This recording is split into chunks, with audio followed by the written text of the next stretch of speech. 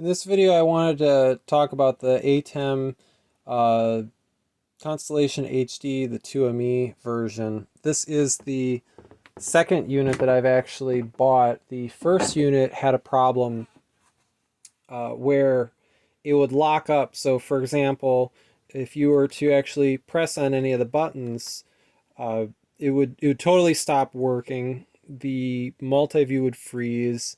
The network control would stop working. You basically couldn't control the unit at all.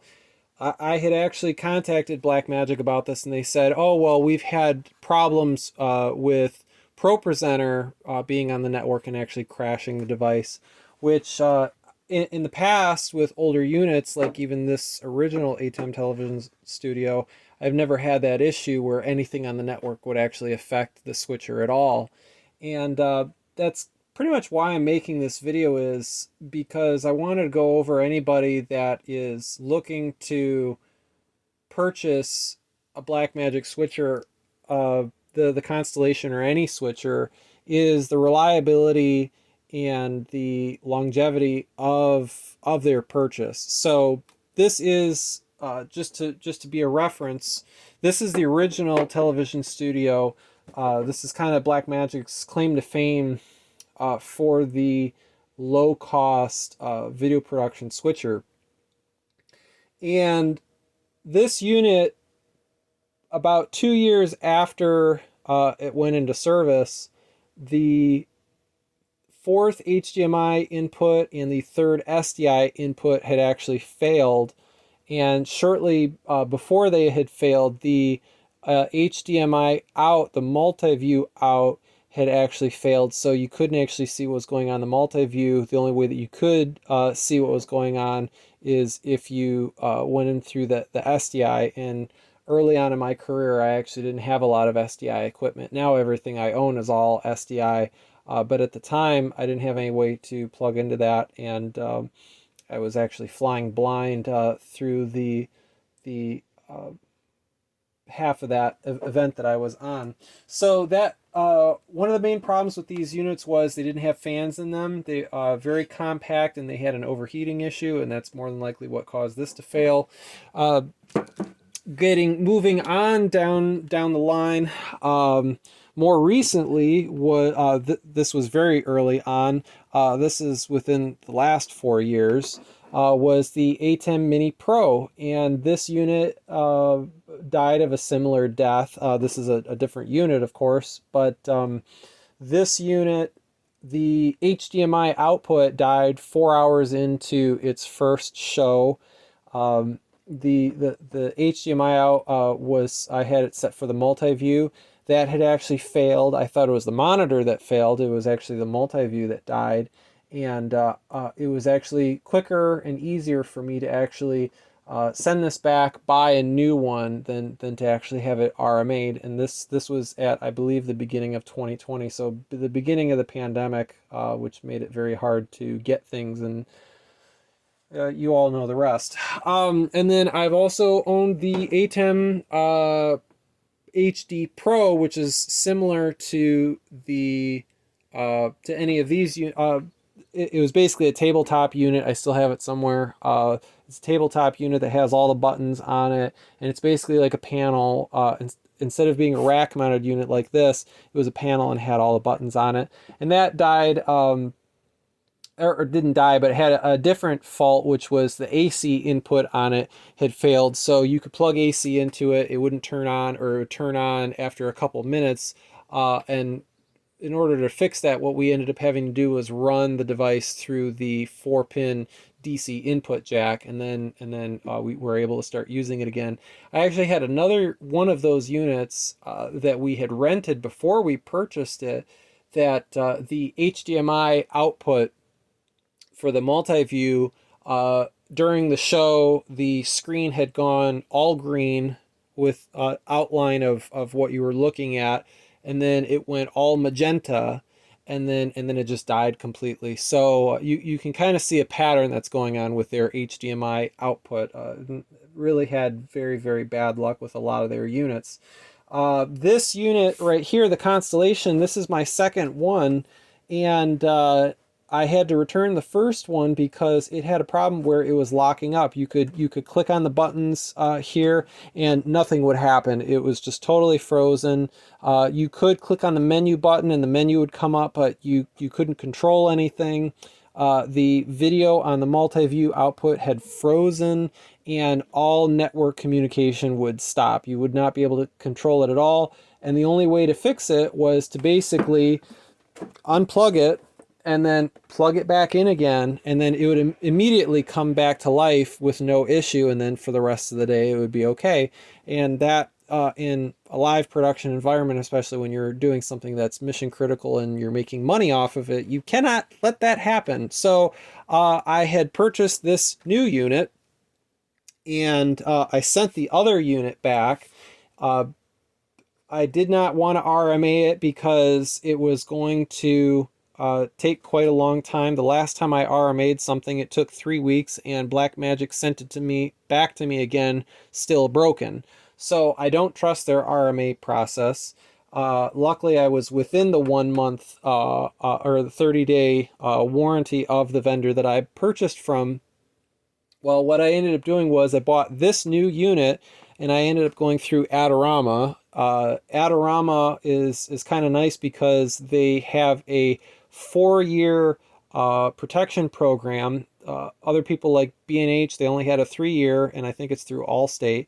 I think this 4-year program is either through Adorama or I forget what the affiliation with that was, but anyway, so I've got 4 years of protection on this unit, and I do really trust Adorama. They've been very quick to turn things around, so I'm going to stick with them on this. They have not sponsored any of this. I'm just saying because I've had good luck with their company. Now, what I am going to do is I'm going to read out the last 3 digits of the serial number here, and you can see that here. So that's 343 on this unit. And the reason I'm telling you that is because if this unit fails, I'm basically keeping a virtual diary of what happens with these devices, because like I say, this is the second unit that I've had within the last month to replace the other one because it kept locking up because Blackmagic had said, oh, well, it could be something on your network that's causing it to lock up. And I don't really believe that. I think that there was an internal fault because I've had older units like this one never had anything on the network that ever took it down. All of my other switchers, the Mini, the Pros, the HDs, the regular HDs, the rack mounted ones, none of them have ever locked up, frozen, because of something weird on the network. The only time that a switcher has ever failed on me is either its inputs and outputs died, or the unit itself just completely died due to a power supply failure. I've never actually had it lock up like this one did, where none of the buttons had any control over anything, especially through the front panel here. And Blackmagic says, well, it's all the same architecture. They've basically taken the architecture from this unit and put it into all of their other units. But that's what they tell me. They said it's all a similar architecture. So if my problem affects one, it should technically affect all of them. Well, I've never had any problem on any of my other units. So going to keep a virtual diary on this. I've got 2 other videos that I'm going to upload that are going to demonstrate this the other unit that I had that was freezing, and you can see that you could push on any of the buttons and nothing would happen. The only thing that you could do is the menu, and you could get into the menu, but you could not, everything else was dead. The software stopped working, everything stopped working. And you're probably asking yourself, okay, why do you keep buying their products? Well, the short answer is the integration. When you combine this with their Blackmagic cameras that allow you to have intercom and CCU control, camera control, all these different control features, and then you can connect this with Companion and have everything integrate together with a Stream Deck or other solutions to make everything integrate like this is a fantastic workflow. And when it works, it's phenomenal. the other reason is that if you were to buy something similar, the only other players on the market that are professional like this is probably Data Video and similar companies, but the feature set that they have, and you could go with Roland as well, but those companies don't have the same level of integration or workflow that the Blackmagic does. The Blackmagic has a wonderful workflow when it works. The Roland and the Data Video, I don't really like their workflow. They don't give you as many inputs. They don't tend to lean heavy on, well, Roland doesn't lean heavy into SDI. And that's all my workflow is all through SDI, which is kind of the way to go if you're really trying to be professional. HDMI is a consumer uh,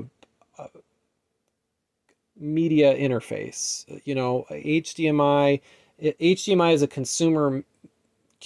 designed for consumers. SDI is designed for professional environments. And if you were to go something either through Ross or Sony or Grass Valley or any of those other larger companies, if you were to get something similar to this device right here, this would set you back probably about $30,000 to $50,000 to give you the same amount of inputs. Like I say, this is a 2ME switcher, so if you wanted a 2ME switcher with 20 inputs, you'd be looking at, you know, $40,000 to $80,000 to do something comparable. That's not in my current price point. Would I love to go with them? Sure. Would it integrate the same way as Blackmagic does with Companion and all these other software solutions? Not sure. Haven't really looked into it. I do know that Ross has Ross Talk, and I believe that integrates with Companion, but that's besides the point. So put in the comment below if you have had good or bad experience with Blackmagic devices over the years and their technical support. And I'm going to, again, this is going to be a virtual diary of this device. I'm going to make a playlist, and anytime that I have a problem with this device, I'm going to put it in the playlist so people can see the issues that I have. There's not enough people online or on YouTube talking about the issues of Blackmagic devices. They usually just talk about how great they are, but they don't go into detail over the years of how it actually held up. So like I say, this is my second unit. We'll see how long it lasts. I've got the extended warranty. Everything was bought out of pocket by me. There's no sponsorships. There's none of that. It's me, myself, and I. So we'll see how this holds up. And take a look at the other videos. I have videos of showing the other one of these that I had that just kept locking up at the beginning of every day, and it's clear as day that it was locking up for an unknown reason. So thanks for watching. If you've gotten to this part of the video, thank you so much for watching, and I'll see you guys in the next video. Take care.